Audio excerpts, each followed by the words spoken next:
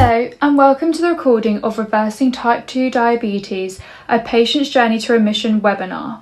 The first of our patient-led festive series, this 1-hour webinar led by Jade Rhodes, Diabetes Remission Advocate and supported by Jane Diggle, practice nurse, NHS Wakefield District, share one woman's extraordinary journey of overcoming trauma, food addiction and declining mobility to regain her health, joy and identity. For further free content, please visit www.sbk-healthcare.co.uk. I hope that you find this webinar educational and enjoyable. Thank you so much.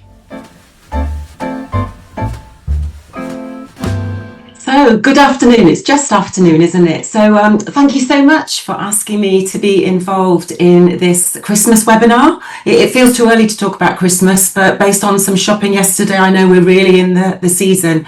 This one is a little bit different. As Caitlin said, I'm based in West Yorkshire in general practice, where I work as a specialist diabetes nurse. Worked there actually for 6 years. In a whole, I've had an interest in diabetes for over 20 years. I'm also part of the committee of the Primary Care Diabetes and Obesity Society. Been in that committee for around 15 years now. And I'm also editor-in-chief for Diabetes and Primary Care Journal. So I do quite a lot of education sessions, but this is the first time I've done something like this, which has included a person living with diabetes. So I spend quite a lot of my time talking about the physical impact of diabetes, but I think it's really important for us to remember that it can have a significant psychological and emotional impact on the person living with the condition. And I think what better way for us to understand that than actually hearing from the perspective of a person living with the condition 24/7. So I am absolutely delighted to introduce Jade to you today because her story is really truly inspirational. So as we go along, please post any questions that you have in the Q&A box and don't wait until the end because I'll be keeping an eye on that, and as you post your questions I'll be putting those to Jade. So I first met Jade in the middle of March this year. She'd seen a colleague of mine at the practice about a month earlier, and she'll talk more about this herself, but she was struggling a bit with her emotional well-being, and she decided that she wanted some help with weight loss. So I think the plan was to consider a referral to our specialist weight management team. So a panel of bloods were organised, including an HbA1c, and Jade's HbA1c came back at 90. So this is what brought Jade to me for an initial consultation with me at the surgery to discuss this new diagnosis of diabetes. So at this point, I think it would be lovely, Jade, for you to turn your camera on, get your mic switched on, and just tell us a little bit about yourself. So just unmute yourself, Jade, so that brilliant. Can you hear me okay? That's brilliant, we can hear you, yeah. Lovely. Hi, everybody. Thanks so much for having me. I'm so excited to do this today. It's lovely to know that so many people want to know about me and my story and what's happened. So, as you gather, I'm Jade. I'm 38 from West Yorkshire. I'm married. I've got a daughter who's 8, a little dog called Marley, who's Jack Russell. And I've been a big girl all my life. All my life I've been big. I've sat around 19, 20 to 21 stone generally. But I've always been really happy. And I've been healthy for the most part, very confident. Up until a couple of years ago, I had a bit of a family trauma, which caused me to come eat a bit more, and my weight went up to 158 kilograms. That was my largest weight, which is the photo you can see now, which was around 25 stone. I'm only 5'2", so you know I was big. I was very big. And through that, my mobility started to decrease bit by bit, which obviously affected my mental health even more. So that is sort of where the initial, change came from, and why I went to go see Jane.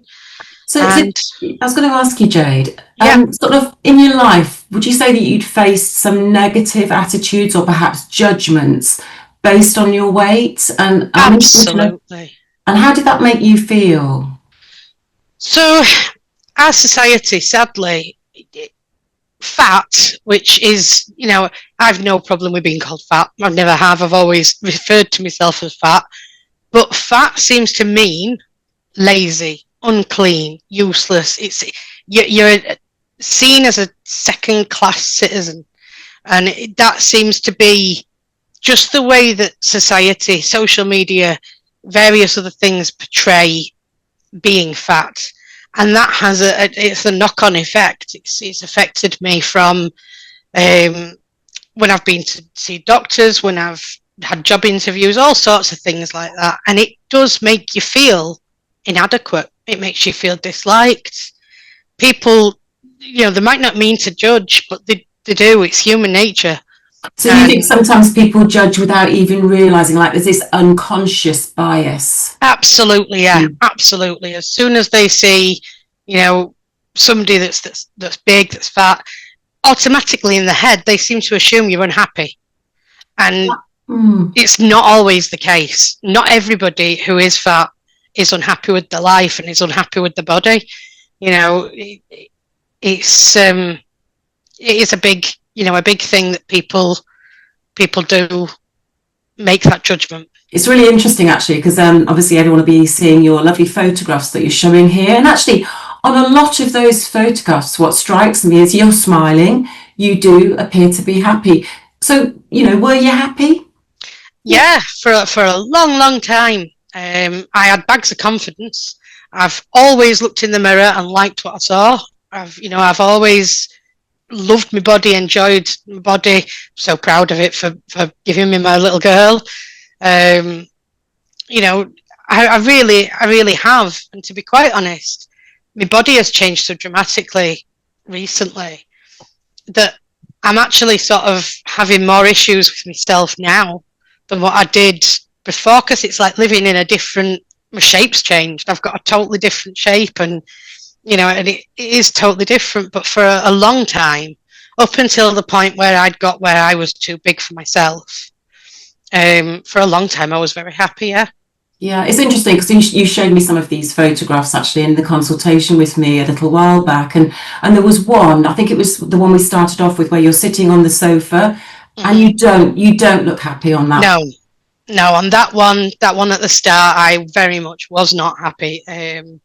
That was after several years of this trauma that went on, and I'd got to a point, like I say, where my mobility had suffered. I weren't getting up and doing the things. You see the other photos, and I'm at the duck pond, I'm doing this, doing that, and I'd stopped doing a lot of that, and I was just gradually getting to a point where even getting up off the sofa was getting hard. Yeah, and I imagine that must have had an impact on the whole family, particularly your daughter. It absolutely did, yeah. I wouldn't have wanted to admit it at the time, but yeah, it did. Yeah. So what was the catalyst that really changed and made you want to seek some help and maybe come along to the doctors for some help? So it was on my 28th birthday. No, not my 28th, my 38th birthday. And I went out to celebrate with my mum. Now, as I say, I've always been big, and lots of family members have always tried to sort of give me the chat and try and get me to slim down some. And my mum, especially, my mum's a farmer. She's always been very healthy. And so when I went out with her, I kind of got the feeling that she was going to say to me, you need to lose some weight. But actually we had a really good talk in the car on the way home, and she told me that my breathing was really bad. She thought I'd actually gone to sleep in the cinema. She could hear me snoring, so she said. I'd actually been awake the whole time. I'd been present watching the film, and I had a complaint at work. I worked in a call centre from home, and I'd had a complaint at work about heavy breathing on the phone.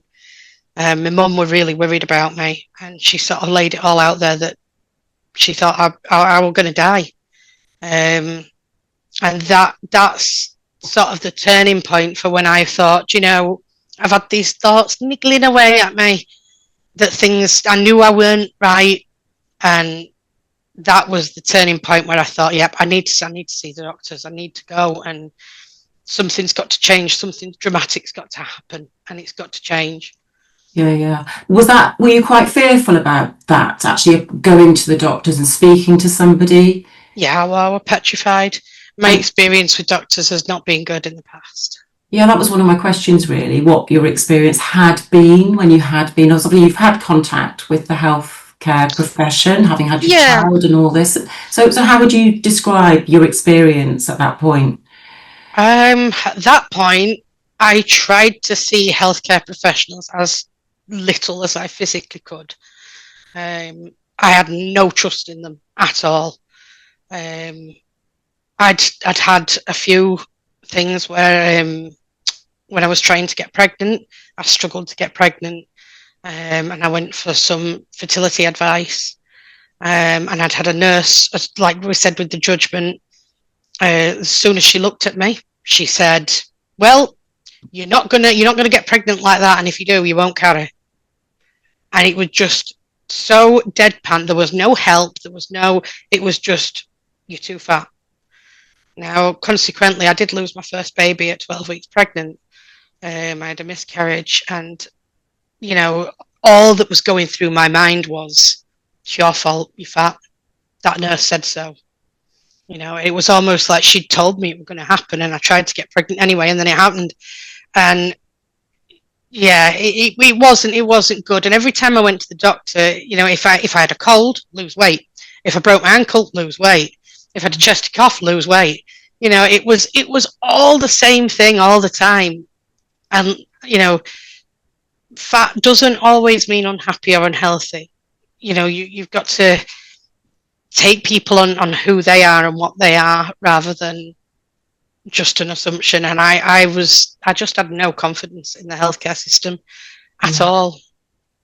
So we get to this point where the diagnosis of type 2 diabetes is made.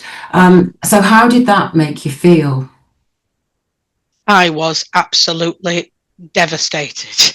I was really upset with the fact that I'd let my health get so bad. I'd always known the risks. I'm not daft, and I'd always known that being a big girl, you do have the risks, and I knew I'd got the symptoms, and I sort of pushed it down, and I wouldn't admit it to myself that I'd got the symptoms of it, but I knew I had. And so when I was diagnosed, I was just like, no. People say your life flashes before your eyes, and mine literally did. And I thought, I'm not having it. I'm not having it. I'm not doing it. That was me. All that was going around was, I'm not doing it. I'm not having it. I'm not having this. I'm not doing it. Yeah, because you already knew a fair bit about type 2 diabetes. There is a family history. So you had seen what happens when people have diabetes. You understood a bit about it, yeah? I did, yeah. Like I say, I've got a family history. My grandma's got it, and my dad's got it now. And as family members have got older in our family, they do seem to have suffered from it. Yeah. I've also worked within NHS, and I've seen from the clinical side of it that things happen, and people have to have feet amputated and things like that, and I just didn't want that for myself at all. Yeah. So I suspect you probably came to that first appointment with me with a little bit of trepidation. Were you worried about how that consultation might go? Yeah. We haven't actually met before, had we? No, we'd not met before, and I was petrified. I mean, before I met you, Jane, when I first got the phone call to say my blood sugars were high, at that point, that's when this started. I said, right, that's it, no more chocolate, no more sweets, no more sugar. And I changed at that point. So in the 2 weeks that I was waiting to see you, I'd actually already made the changes. And part of that was actually me sort of putting together, right, if I go in there with this is what I'm doing about it, nobody can shout at me and say, look, you're fat and you've done it to yourself. Because I sort of had like that bit of backup of, look, I've changed, I'm doing this. And that was part of it. Now, actually, when I did meet you, I didn't need to have worried at all, because, everything was lovely, and you obviously really did help me. So how important, Jade, is that kind of our approach at that time of the diagnosis? The way we deal with those, people that we see who have just been diagnosed with type 2 diabetes? How can we make it a nicer, kinder experience for people, do you think? I'm definitely not judging. I didn't feel like there was any judgment from you at all when I first come in and I had that initial consultation. There was no judgment. You absolutely made it very clear to me that it wasn't my fault. And I think the best thing that you described to me was about the personal fat threshold. And that really went up my flagpole. It really, really did. Because, you do get people that are skinny and diabetic. You do get people that are fat all their life and never get diabetes. Yeah. I was 38 and I'd never had it before. And that made sense to me because I had hit a point where, like I say, I've been fat, I've been happy, I've been healthy. And I was at a point where I was above that. I was over that personal fat threshold. And so the science of it made sense to me. And that really helped a lot. That's really fascinating. So for those of you who are kind of listening to this and we don't know quite what we're talking about when we're talking about this personal fat threshold, I first learned about this actually from Roy Taylor, who was one of the professors at Newcastle University involved in the DIRECT study. And he's written an amazing book called Life Without Diabetes. And we're going to share a few resources at the end with you. But this is a book that I will often recommend to people, particularly when they're first diagnosed with type 2 diabetes, because it talks about type 2 diabetes remission. And I really think that's a very important message to get across, particularly at the time of diagnosis, because I think it gives people hope. And as Jade says, it helps them, I think, to understand a little bit of the science. And it's not just as simple as saying you're overweight, therefore you've got diabetes, because it's not that simple. It's about what's going on inside the body. It's about where people store excess carbohydrate, if you like, as fat, whether it's deep inside in their liver and in their pancreas. So I do think it's worth having a discussion about that, because I think, as you said, Jade, that helped you to understand it wasn't just about you, it was about what happened in your body. Yeah. And that really did help me, that very, very much. And then with the Xyla program and the remission, explaining remission to me, that in my mind, that was a way out. That was, do you know what? I don't have to have it. Yeah.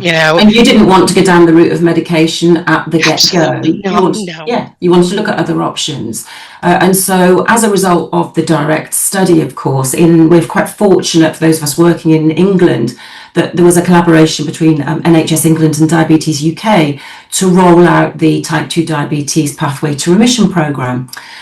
So we're fortunate that we have that. In West Yorkshire, the provider is Xyla, as you said, Jade. So we talked about that. Of course, the problem we had when I first saw you was that your HbA1c was 90. And as I explained, for eligibility, we had to get that below 86, I think it was, 87, in order for me to be able to refer, which was really frustrating because I saw you as being highly motivated and really bought into this programme.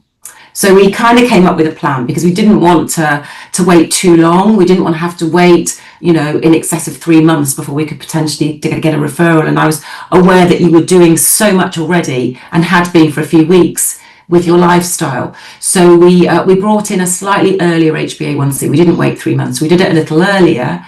And of course, already you got fantastic reduction actually in your HbA1c. You'd lost a good amount of weight, hadn't you, by April even? Yep. In April, I brought it down to 73, which was half what it had been. Yeah. Just by the changes I'd already made. You gave me a little bit of advice about carbohydrates because I didn't understand how carbohydrates turned into sugar in your body. So you gave me some advice about that. And I got a lot of books and recipes and things like that. And I was eating really healthily. Started some exercise and that had come down. When I actually started Xyla, I'd lost 4 stone on my own before I started. Yeah. So tell us a little bit about the programme and what it involves from the start. What was your first contact with anyone and what's it all about? Okay, so the programme, it runs in 3 parts. So you've got your total diet replacement, and then you've got introduction to food, and then maintenance. So the first time I contacted, obviously once we'd got my HbA1c sorted, they sent out like a starter pack, which it gives you one of each flavour of the milkshakes and soups that they do. And they send out scales so you can do your weigh-ins. They send out the blood glucose finger prick monitor. So I got loads of packages coming in. It was like Christmas. So I had those, and you sort of try them just to make sure your body's going to be okay. You know, you're not allergic to anything like that. But I actually did it over the course of like a couple of days, I think I did. And my dog's going to go crazy now because the postman's here. Do apologise. Oh, don't worry about that. Yeah. So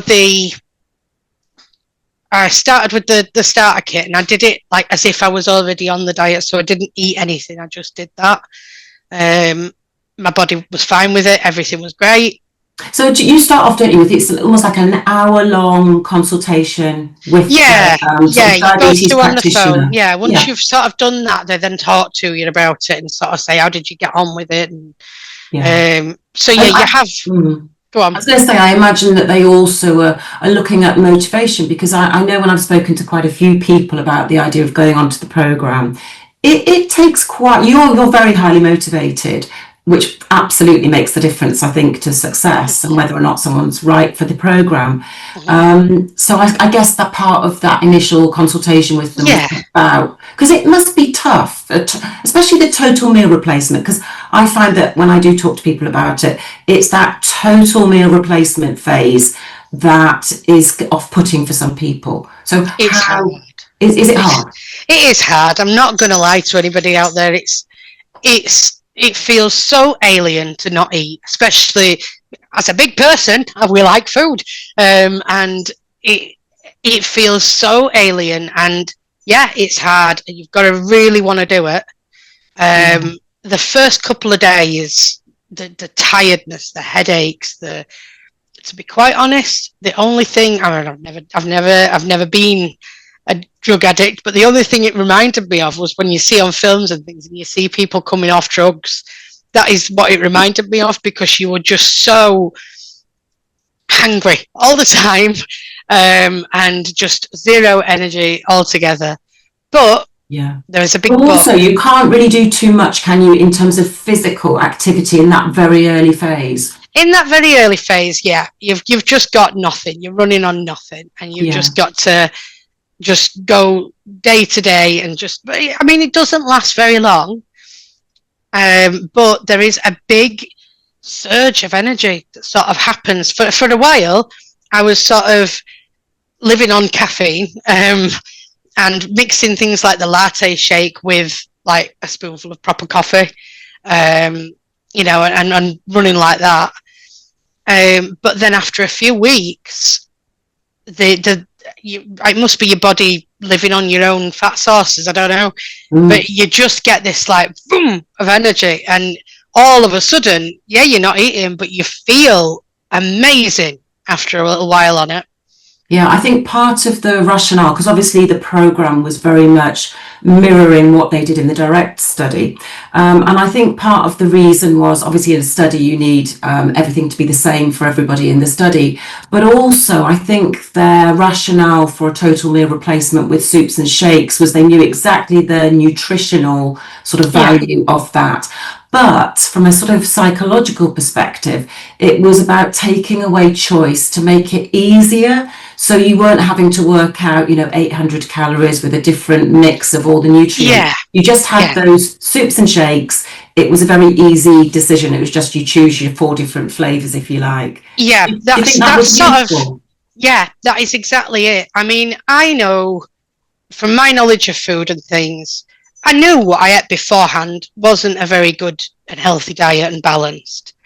But I also knew what I could have as a healthy, balanced diet. But also that doing that and just eating healthy is going to take a long time for the weight to come off. It was the something drastic that I needed. It's a big kickstart, wasn't it? Yeah, that's exactly what it was. It was a kickstart, and I knew that by doing this, that was going to kickstart it. When I got back onto food, the way I ate was going to be different to how I had before, and I can sustain and lose weight gradually then. But it was that initial, do you know what? Just take food out of the equation and just, you don't have it to worry about. It's not a stress. I mean, I remember, when we spoke and you kind of went through what you had been tending to eat previously. I mean, maybe you want to share that with everybody. Sort of the typical day. It's often something I would ask people is, what's your typical day in terms of what you eat? Absolutely. So beforehand, my typical day, I used to have, say for breakfast, I'd have one of those big Sports Direct mugs, the ones. And I'd have that full of coffee, and in that I would probably have about 6, possibly 7 sugars. And I would have, say, Nutella on toast for breakfast. And by Nutella on toast would maybe be going for about 4 to 6 slices. And then sort of mid-morning, once I'd been on the phones for a while, I'd have, say, kind of an energy drink. I'd have a big share bar of Cadbury's chocolate that I used to just eat as I was working. And maybe a bag of Jelly Babies or something like that at the same time. And then at lunchtime, we'd usually go for a meal deal, where you get sandwich crisps and a bottle of pop. So I'd usually go for something like that. But then we'd get like a bag of donuts, share that between the two of us. So, say 2.5 donuts out of a bag of 5. And then for tea, I wouldn't have thought anything at this point of having like a full 12-inch takeaway pizza and chips as my tea, with, fizzy pop, and then watching TV after, possibly another big share bar of chocolate with a pint of full fat milk. That was realistically, that was my life day to day. And that was every day. And do you think sometimes the eating, it wasn't because you were hungry? Was there another reason why you might have had something? You see eating during the day. Was it some other reason why you perhaps were eating? Joy. That was my joy. That was my happy. My happy was Cadbury's. I should have had shares in them, because that was my happy. That was where I got all my joy from. Was eating food. I still love food. I just eat a lot better food now than what I did then. And do you think maybe more mindful eating? Do you think when you were eating before, you maybe weren't necessarily thinking as you were thinking about the food, maybe not enjoying it as much? Mm-hmm. Absolutely, yeah, absolutely. It was a case of what's for tea. Don't know what's easy. We'll just get a takeaway. Yeah. Where now my mindset is totally different. Now my mindset is, look, you don't need that much to fill you. I've found that. And that's another thing with the shakes being good. It teaches you what being hungry feels like. I thought I knew what being hungry felt like. Didn't. Do now, but didn't. And so now I know, what size of a meal will actually keep you going. So if I'm not going to put as much in, what I do put in is going to matter. Yeah. And so I meal plan, and I cook from scratch, and I use very good ingredients. I get, like my meat from the local butchers. I use fresh vegetables because they taste so much better than the frozen ones. Because if I'm not having as much food on my plate, I want it to be a better quality, and I'm about quality. It's interesting, Jade, because the question that will often come up is that people can't afford to eat more healthily. What do you think? I know that's a big question to ask you, but what's your feeling about that? Do you think it's been more expensive to move away from the way you used to eat to the way that you eat now? sixes and sevens. I am very lucky that I have had a lot of financial help from my family. But that being said, Cadbury's isn't cheap either. No. And takeaways, yeah, and I would have had no qualms in having 2 of the big Cadbury's bars a day, which are like, what are they, about £3 each? Yeah. And I would have had I afforded that for 38 years. So it does look more expensive when you go into the local butchers and you're buying your meat for the month and it's coming to £200 and you think, whoa, but that freezer's full of good food. I guess you also, for some people, it's about learning how to prepare food from scratch, because I know sometimes some people have never had to do that, don't know how to do it. So there's also that. It's not just the cost, is it? It's about learning. Yeah, learning from scratch. But there's a lot of that in the app that you get from Xyla as well. There's a lot. There's so many resources in there. It's not just about this is your weight loss journey and this is your health stats. Yeah. There's recipes, there's there's guidance on, even down to your shopping, even down to making a shopping list. There is help for any question that you could have. It's there.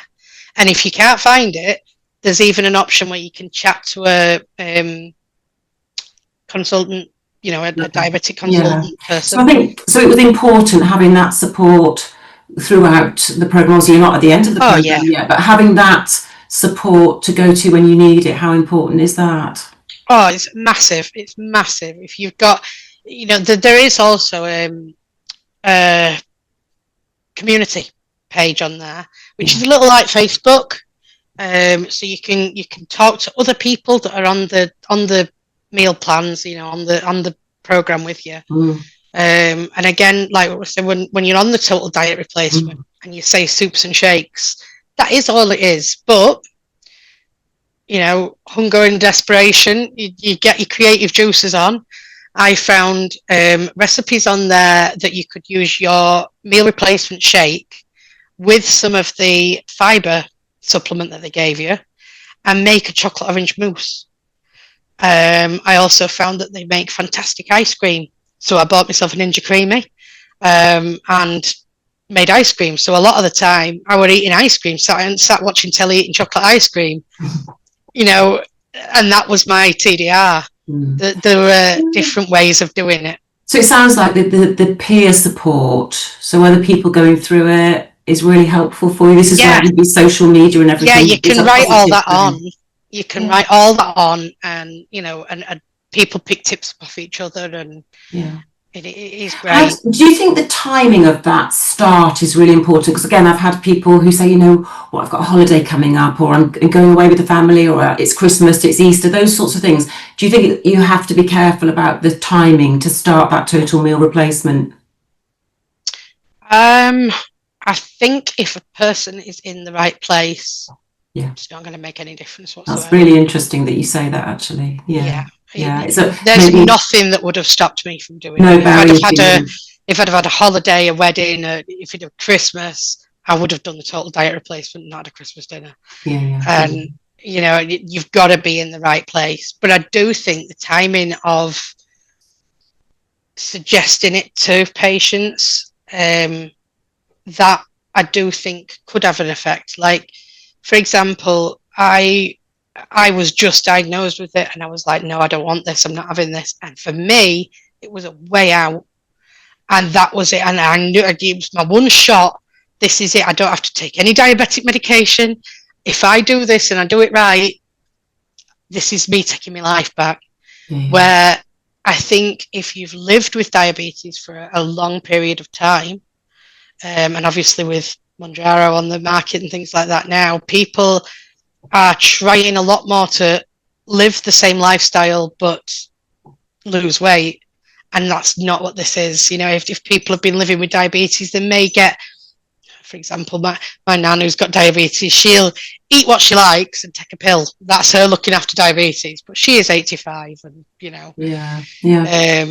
but that's her way of doing it. So doing something like this, suggesting that to her, just wouldn't just wouldn't help at all. Yeah, and I think you've really hit it actually when you said, you can't just do a single thing and then hope everything else sort of works out, because actually it's not just been that total meal replacement and the program, but you've been doing lots of physical activities and trying new things, which really impressed me. Do you want to tell us a little bit about all of that? Yeah, of course. So from the get-go, from when we started, I got myself back into swimming again. For the simple fact, I mean, I say again, when I was a teenager, I used to do synchronized swimming, and I've always loved swimming. But obviously, I'd not been there for a while. And doing that it meant I could do exercise without putting pressure on my body. I was at a point when I started where it hurt me to walk. I wasn't taking the dog out because it hurt. And, even just to stand up and stand still, it hurt. So I weren't doing it. Where when I went swimming, I was weightless in the water. That, it was great. It was a way I could get my body moving and not have that pressure. So I got myself back into that. From there, I then found a swim safe lake and a club that does open water swimming, not far from home. And after I'd lost a little bit of weight, I had the confidence of back enough to sort of say, do you know what, I'm going to give it a go. And that's been a game changer. Swimming, in open water with a current, it gives you a bit of, something to push back against. It's exhilarating. It did my mental health so much good.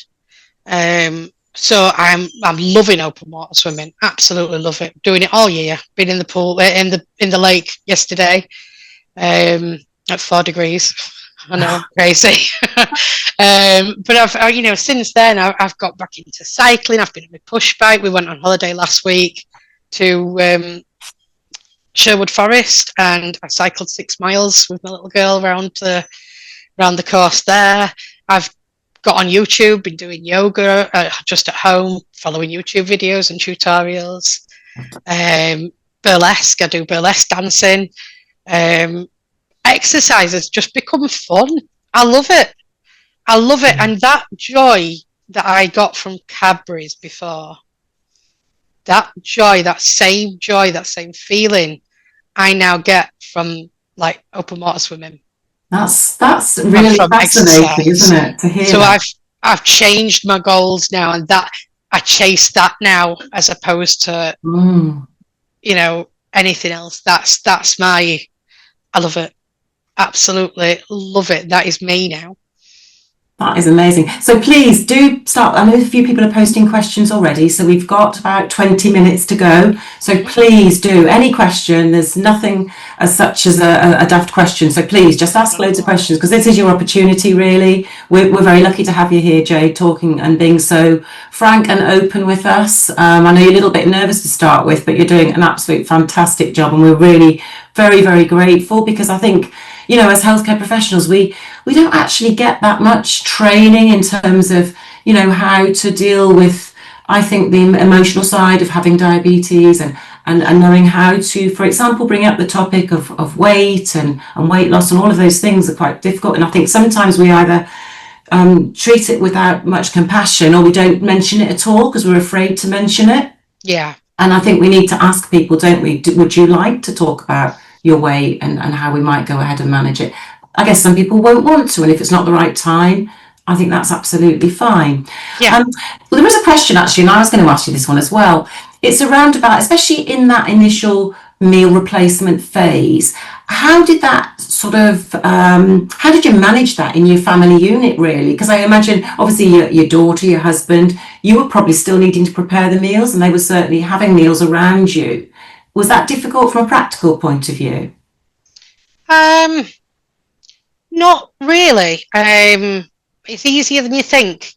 I suppose when you sit and you think about it, it seems so. But when you're actually in the thick of it and you're doing it, it's not too bad. Those first few days, I will say, I didn't want to be around anybody with food. I just needed, and my lovely husband did take over and sort of go, right, I'll sort us out. and it made sure that they weren't around me when they ate. But then after a while, you get used to it. Food's around. It just is what it is. I've known other people do the programme, and they have said at certain times it can be quite difficult with maybe family gatherings, with buffets going on and stuff like that. And they have had to get themselves maybe out of the situation, maybe go to the cinema or something like that to get away from it. Yeah, I mean, if that's what you need. For me, it was just my head was in the right place. That was basically what it was. Nothing and nobody could have stopped me from doing what I needed to do at that point in time. It's just, that's what it was. I was having my milkshake and that's it. I would have, happily, I mean, we went to Gladiators. We went and saw Gladiators being filmed, and I had to email Sheffield Arena to see if it was okay for me to take my shakes in with me, because we were there all day filming. And there's a strict policy there that you've got to eat their food, and they actually sent me an email back saying, "Yep, that's a medical condition. You can do it." And so I took my shakes with me there, and I had my shakes. They had the chips and hot dogs and things, and that was that. But the when you are in the thick of it and the weight is dropping off you, and you're feeling that huge difference, you're seeing that difference from your day to day. Yeah. You sort of care less about food and what other people are having. Yeah. You're just zoning on, this is what I'm doing. Yeah. And the support as well. Sorry, Jane, the support's there for you. If you are struggling. Because we have kept it in touch a bit, haven't we? Because I feel that that's important. I don't like the idea of necessarily, referring somebody onto a programme and then not seeing them again for months and months on end. Yeah. And I totally understand that in general practice where I work, we don't have the ability to be able to keep seeing somebody. But I do think it is nice to keep in touch. And I've certainly found it really useful to be in touch with you. Would you say the same? Did you like the fact that we still kept that bit of touch for me to know how you were doing? Yeah, it was really nice. It was really nice to have that, and to be able to share my success with you, and to be able to sort of go back to you who started it all and say, look how well I'm doing, and you'd say, oh, look how well you're doing. Yeah, it's just another somebody to sort of say, oh, this is really good, and all that spurs you along. All that makes you want to keep going and keep doing it. Yeah, I mean, in terms of sort of hard numbers, just to give people an idea of what you've achieved in really quite a short period of time. So at our start back in March, HbA1c of 90, obviously we saw that come down pretty quickly with your own efforts to 73, I think by April, wasn't it?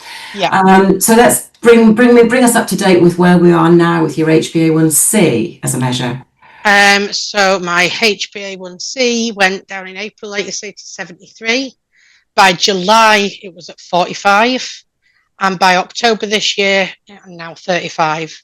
Yeah, that's amazing, isn't it? And in terms of the weight loss, significant weight loss as well over that time? Yep, absolutely. My heaviest lost in total, something like 60 kilos or something you've lost in. Yeah, but around 62 kilos. Wow.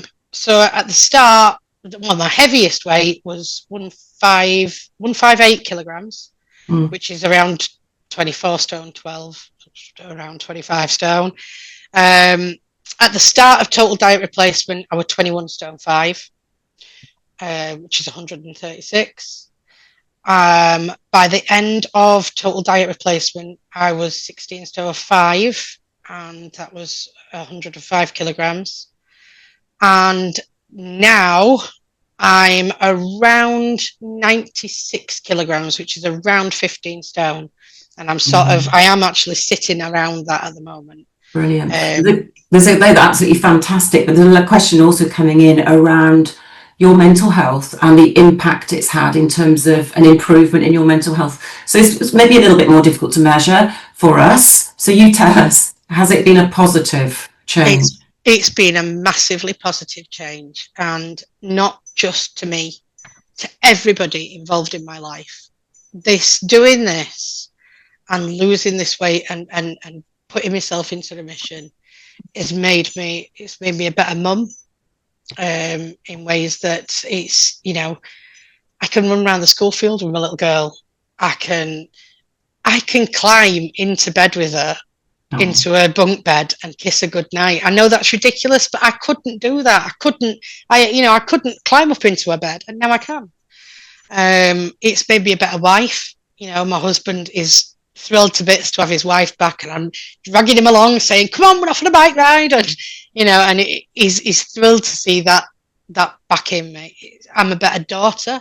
My parents are so proud of me, and seeing that pride in their face now is phenomenal. That's brilliant. That's so. Jade, there are loads of questions. So there are loads of questions. Yeah. See, I knew everyone would wait towards the end. It's always the way. So we've got loads of questions. So I'm going to start on with some of these questions. So we've got Rachel, who's a diabetes dietitian, and she's asking how you found the reintroduction of food after those shakes. What was the process? How did they do it? Because obviously you were on 4 shakes a day, and then there's that reintroduction. So do they do that gradually? Yes, they do. There's 3 different pathways you can take. You do talk about all 3 pathways, and you talk with them and find out your different ways of doing it.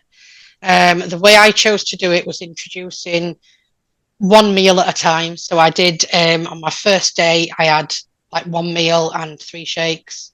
Then I did that for a week. And then the next week I did 2 meals, 2 shakes. Yeah. And so on and so forth. But there are different ways of doing it. And I think there's a kind of a bit of a rescue in there, that if you were to start putting on weight once you're reintroducing food, then you go back and reintroduce another shake, don't you? Yeah. Someone's asking a question about what you were eating before the diagnosis, and whether you were being honest with maybe yourself and others about, I mean, you have been with us, I have to say, but before the diagnosis, were you perhaps not being honest with yourself and others about what you were actually eating? No. Well, yes, I was being honest. Yeah, I've never hidden what I eat. I've always been. I do know a lot of people do. Because my husband's like that. My husband sort of won't admit to eating as badly as what we have done in past. So obviously we're both eating the same sort of thing. Yeah. So someone's asking about the programme, and I think they're particularly about that total meal replacement phase, which I think is probably the toughest part. Is, can you have a day off for a birthday or a day out during that first 12-week phase? I think the advice from the providers is ideally not. But I do know people on the programme who have, maybe didn't necessarily admit to that. But I don't know what your feeling is about that, Jade, about saying, okay, well, I've got this 12 weeks ahead of me, but actually I've got a birthday right in the middle of it, so I'm just going to forget the programme that day. I think that would really, really hinder you. I think that's just a slippery slope. Okay. Yeah. Michael's asking, considering the difficulty getting started, just wondering, what was your biggest motivation? Life. And I suppose that diagnosis of diabetes was actually a definite turning point for you, wasn't it? Yeah, absolutely. I know you sought help just a bit before that, but I absolutely. I think if I'd have not had the diagnosis of diabetes and I'd gone for the help, to see what I could do, I don't think I would have been as focused. I do think I probably would have lost a stone or so. Yeah. And then I'd have fallen back off the wagon and fallen back to how things were. I mean, I imagine you'd probably, like a lot of people, had tried different diets and weight loss attempts in your life. Yeah, from time to time. Yeah, from time to time. I tried to lose some weight to get pregnant, and so I have tried things. Yeah. And I've gone up, I've gone down, I've gone up, I've gone down. But I think that's the diagnosis of diabetes. I just wasn't prepared for the life that came with diabetes. I just didn't. I'd do anything to. I want to grow old. I want to grow old and be active and and have all my limbs. And it's quite interesting, Jade, because obviously you were diagnosed just at the age of 38, and actually diagnosing type 2 diabetes in those under 40, that kind of age group is the cohort that is rising most in terms of prevalence. So although the numbers are still quite small, so in your workplaces you'll find that actually you don't have that many people, it is the age group that's rising most, and in terms of complications, is associated with more quick development of complications. So another one, this is a really important question actually, and I just want your advice, Jade, about what advice you would give to a healthcare practitioner in terms of how they approach and broach the topic of weight loss and remission in their patients. So they want to know, how do you open up that conversation with people, and should you? I would definitely think to use a judgment call on whether or not you should. Because the last thing somebody wants to hear is all that if they're not asking for it. Yeah. There's ways to see if somebody is happy or not. If somebody's there and they're looking sad, and there's ways to see.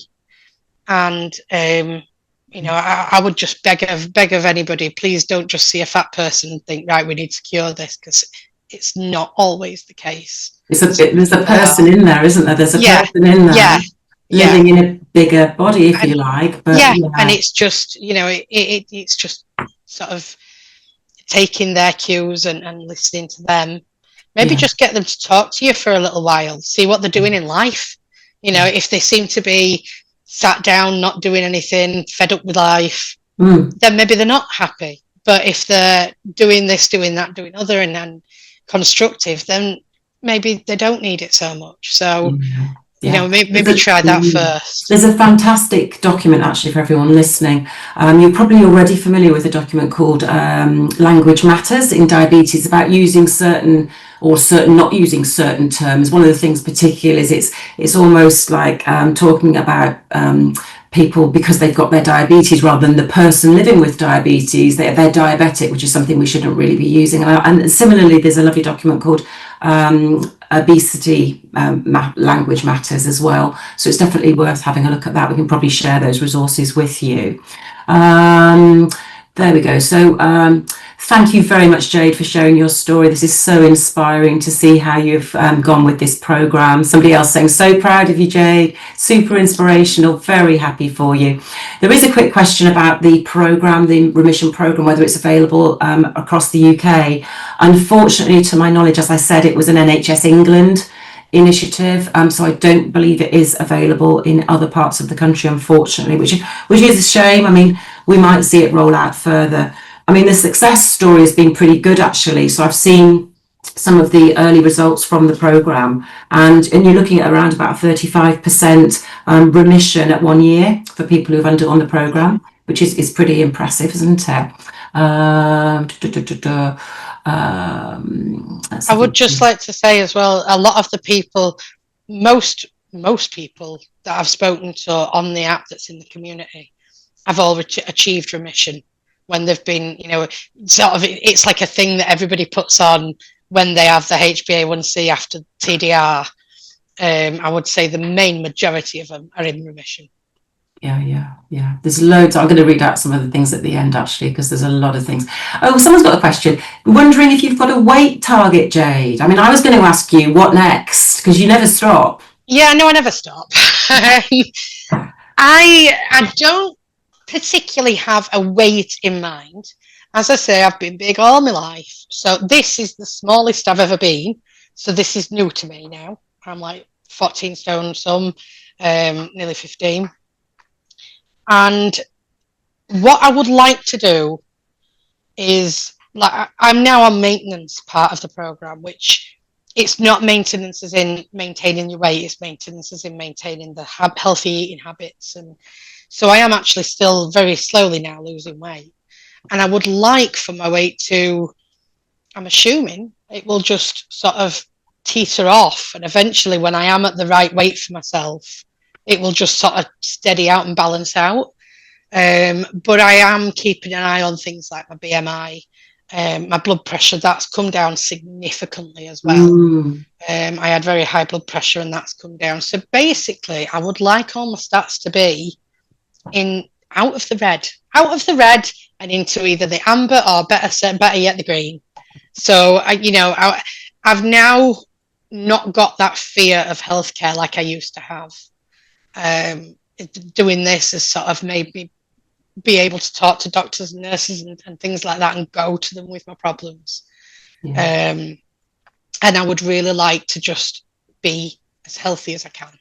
So that's my goal. I've not got a specific weight target in mind. I'm just keeping going because I've said to my family now, please stop asking me how your diet's going, because I'm not on a diet. This is my life. All I'm doing is I eat meals like you eat meals. I'm not dieting anymore. I'm not, that's not what it is. And so that's, people will now say to me, how's life? And that's so much better than asking how your diet's going. It's interesting. Lavinia has asked us a question, and I can probably take this one because it's interesting how long people would remain in remission. I think that's the question. I think this has always been a big question. Well, we know from the direct study that after 1 year, and I'm going to refer to the results here, but almost half of those people on the programme achieved remission after 1 year. And of those who lost 15 kilos or more, which is about 2 stone, 86% of those went into remission. So there is definitely a strong association between weight loss of that sort of magnitude and achieving type 2 diabetes remission. So what about after 2 years? There were about a third of all participants in remission at 2 years, and 3/4 of those in remission at 1 year stayed in remission. But we've also got 5-year data. So in the 5-year data, even with some weight regain, which I think, realistically you're going to see, 26% of those in remission at the end of 2 years remained after 5. So there is going to be a bit of a drop off. And I think what we probably need is more research and maybe more interventions and investment in how we help people in the long term maintain substantial weight loss. I think that's probably the thing, because it's all about maintenance. And I think you really summarized that so beautifully, Jade, when you said this is your life. It's not a diet. It's not a diet. It's got that sort of that quick fix element to it with the total diet replacement that just, boom, it gives you that kickstart. But it also gives you, on the program, you get the tools that you need to be able to learn healthy choices and, learn, just like I say, it's not a diet. That's life. You've got to, as a patient doing this, you've got to be prepared that you're not going to just not eat for a while and then go back to that life. That Jade that lived in February this year is dead. She's gone.